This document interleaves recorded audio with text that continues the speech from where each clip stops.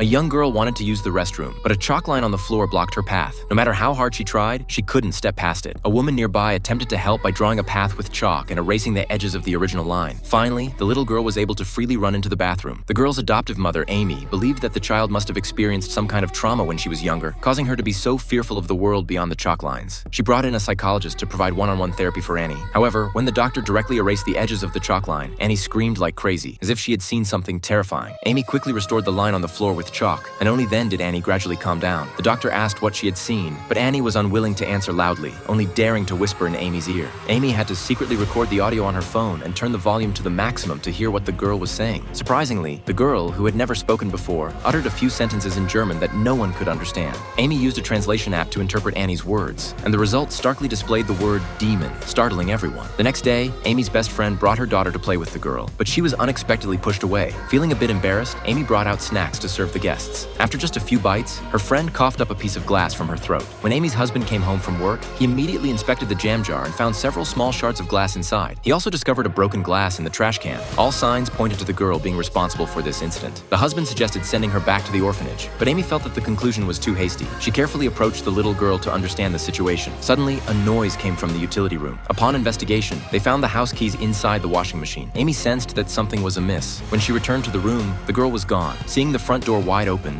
she realized something was wrong and hurriedly searched for the girl around the house. How could a child who was afraid to step over a chalk line vanish without a trace? This made everyone suspect that the girl's fear was an act. Ever since they found the girl by the roadside, strange things had been happening in their home. But Amy, who couldn't conceive, had long treated her as her own daughter. In the evening, the police found the girl's jacket in the lake. They speculated that the child had walked to the lake alone, accidentally slipped, and fallen into the water. However, Amy firmly believed that her daughter would never cross the chalk line and wander off by herself. She felt there must be more to the story. After the child's disappearance, many friends came to console Amy, but she emotionally drove them out of the house. At that moment, a mysterious phone call came through, and surprisingly, the girl's voice could be heard on the other end. Before Amy could ask more, the caller hung up. Amy believed that Annie must have been kidnapped, so she hurried to the police station to explain the situation. After checking the call records, the police discovered something strange. The recent call had been made using Amy's own phone. This led the police to suspect that the woman's mental state was compromised, and that the phone call was a result of her longing for her child. No one believed Amy's story. The couple left the police station